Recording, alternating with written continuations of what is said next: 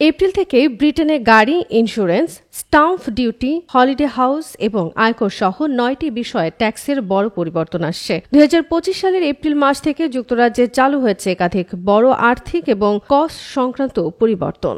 সরকার October বাজেটে ঘোষিত কিছু সিদ্ধান্ত এখন কার্যকর করেছে, যার প্রভাব পড়বে সাধারণ মানুষ, ব্যবসায়ী, গাড়ির মালিক, বাড়িওয়ালা এবং কর্মীদের উপর। এছাড়া প্রভাব পড়েছে ব্রিটেনে বসবাসরত বিভিন্ন পেশার অভিবাসী বাংলাদেশিদের উপরও। কেউ কেউ এই পরিবর্তনকে স্বাগত জানালেও অনেকেই বাড়তি চাপের আশঙ্কা করছেন। চলুন জেনে নেই এপ্রিল থেকে ব্রিটেনে কার্যকর হওয়া ৯টি গুরুত্বপূর্ণ ট্যাক্সে কি কি পরিবর্তন থাকছে।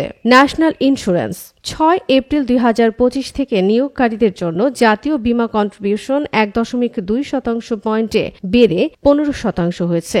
যে আয় থেকে এই বীমা নিতে হয় সেটি সীমা বছরে ৯,১০০ পাউন্ড থেকে কমিয়ে ৫,০০০ পাউন্ড করা হয়েছে। তবে ছোট ব্যবসার জন্য এমপ্লয়মেন্ট অ্যালাউন্স বাড়িয়ে ৫,০০০ পাউন্ড থেকে ১০,৫০০ পাউন্ড করা হয়েছে। হলিডে লেট ট্যাক্স সুবিধা বাতিল।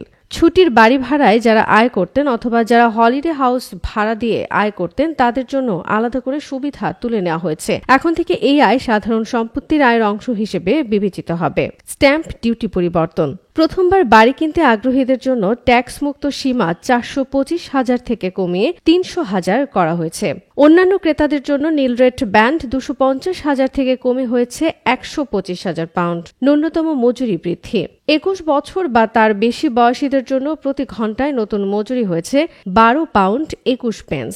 ১৮ থেকে ২০ বছর বয়সীদের জন্য হয়েছে ১০ পাউন্ড এবং ১৮ বছরের নিচে যারা রয়েছে তাদের হয়েছে ৭ পাউন্ড ৫৫ পেন্স।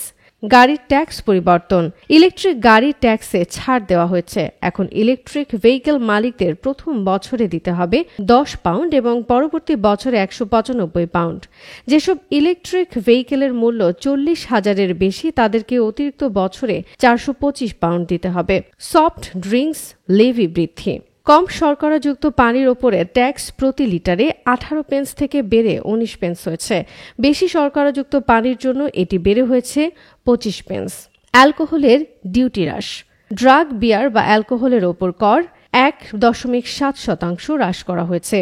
এতে প্রতিটি পেন্ট ১p পর্যন্ত সস্তা হতে পারে। ব্যবসা হারে ছাড় কমানো হয়েছে। রিটেল, লিজার, হসপিটালিটি খাতের ব্যবসাগুলোর জন্য আগে যেখানে ৭৫% ব্যবসা হারে ছাড় ছিল তা কমিয়ে ৪৫% করা হয়েছে। নন ডমিসাইল স্ট্যাটাস বাতিল। যারা যুক্তরাজ্যে থাকেন কিন্তু তাদের স্থায়ী ঠিকানা বিদেশে, তারা এতদিন শুধু ইউকেতেই অর্জিত আয়ের উপর কর দিতেন। এখন থেকে তাদের বিশ্বের যে কোনো আয় বা লাভের উপর কর দিতে হবে। যদি তারা দীর্ঘমেয়াদী বাসিন্দা হন তবে নতুন অভিবাসীরা ৪ বছর পর্যন্ত বিদেশি আয় এবং লাভে কর মুক্ত সুবিধা পাবেন।